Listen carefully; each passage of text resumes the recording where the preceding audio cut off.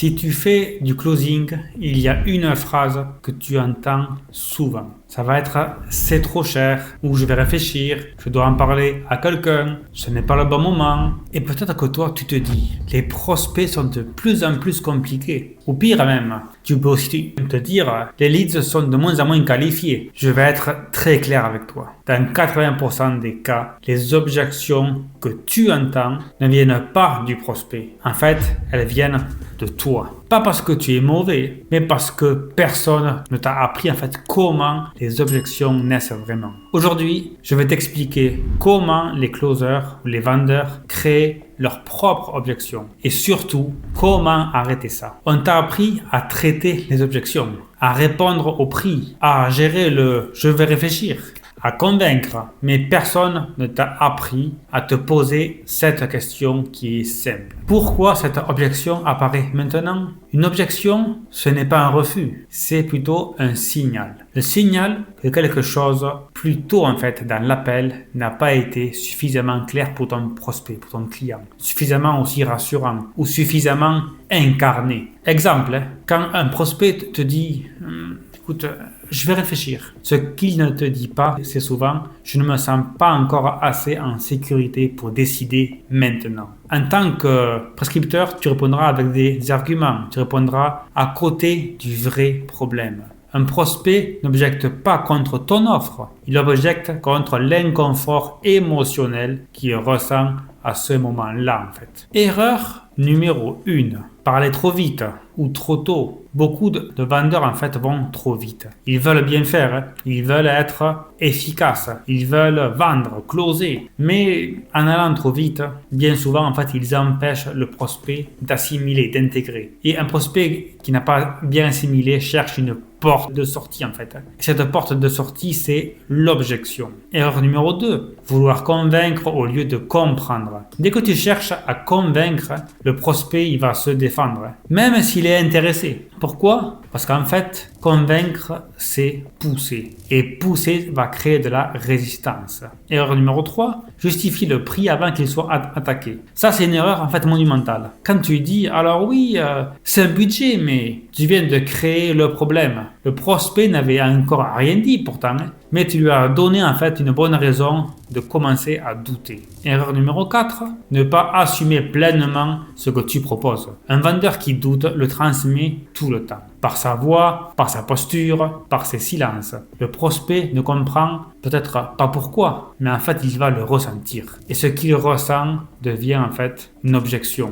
Erreur numéro 5, trop laisser le contrôle au prospect. Quand tu dis, écoute, tu fais comme tu veux, prends le temps, dis-moi ce que tu en penses. Tu crois être respectueux en disant ça. En réalité, tu abandonnes ton rôle et tu perds le lead. Et un prospect sans cadre va créer des objections pour reprendre le contrôle. Du coup, qu'est-ce qui se passe dans la tête du prospect? Un prospect, en fait, ne veut pas être convaincu. En fait, il veut être rassuré. Rassuré sur lui-même. Rassuré sur sa décision. Rassuré sur la personne qu'il a en face de lui. Quand un closer, un vendeur est calme, posé, bien aligné, le prospect se détend. Quand le vendeur est tendu, le prospect devient méfiant. Plus tu cherches à forcer une décision, plus le cerveau du prospect cherche une excuse logique pour sortir et prendre la fuite sur le rendez-vous. Cette excuse, c'est l'objection. Si je peux t'expliquer ça aussi, en fait, précisément, ce n'est pas par pure théorie. Moi, c'est Jérôme et je suis Sales Manager. Mon rôle aujourd'hui, ce n'est plus seulement de closer. En fait, c'est de recruter des prescripteurs, des commerciaux, de les écouter, d'analyser leurs appels et de comprendre en fait pourquoi certains closent et d'autres non ou très peu. Et ce que je vois appel après appel, c'est toujours la même chose. Les objections ne viennent pas du prospect en fait. Elles viennent de la posture du vendeur, du closer. C'est exactement pour ça en fait que j'ai créé Prescripteur Academy. Pas pour apprendre des phrases magiques ou des phrases bateau en fait, mais pour apprendre à comprendre ce qui se passe avant que l'objection arrive et anticiper l'objection. Et maintenant que tu comprends ça, on peut parler de solutions. Numéro 1, il faut installer un cadre clair dès le début. Le cadre qui rassure. Un prospect sans cadre n'est pas libre, il est anxieux. Deuxièmement, ralentir volontairement. Les meilleurs vendeurs parlent moins. Ils laissent des silences. Et ces silences créent de la sécurité. Numéro 3, il faut assumer la valeur sans la défendre. Tu n'as pas à te justifier. Tu présentes, tu assumes, tu observes.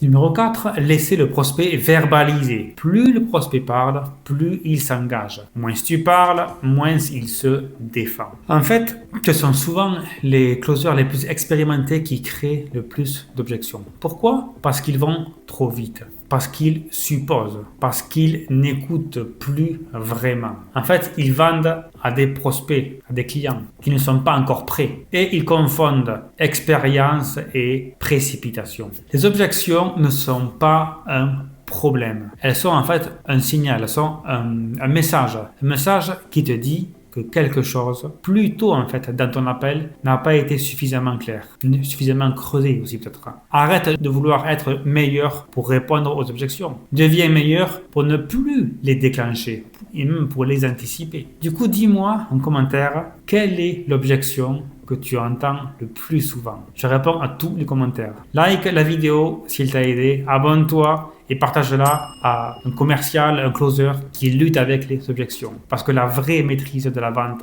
ce n'est pas ce que tu dis en fait à la fin. C'est tout ce que tu fais avant, tout ce que tu vas anticiper. Je vous dis les amis, à très vite pour toujours de plus en plus de vécu, du réel, pas de bullshit. À très vite. Ciao, ciao.